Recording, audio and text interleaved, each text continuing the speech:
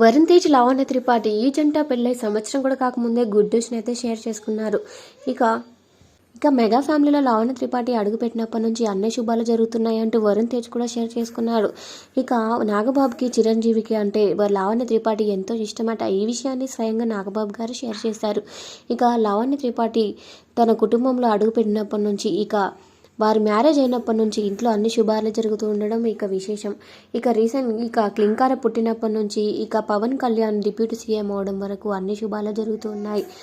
క్లింకార birthday రీసెంట్గానే జరిగింది. క్లింకార బర్త్డేని ఎంతో ఘనంగా జరిపించారు మెగా ఫ్యామిలీ.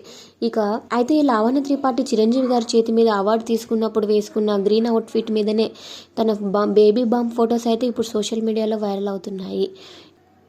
వరుణ్ తేజ్ కూడా లావణ్య తన ఇంటికి రావడం తన అదృష్టం అనేసి, లావణ్యలో ఒక హీరోయిన్ లక్షణాలే కాకుండా ఒక కోడలిగా, ఒక భార్యగా తనలో మంచి లక్షణాలు ఉన్నాయంటూ చెప్పేసుకొచ్చాడు వరుణ్ తేజ్. లావణ్య త్రిపాఠికి కంగ్రాట్స్ తెలియజేద్దాం. Thanks for watching.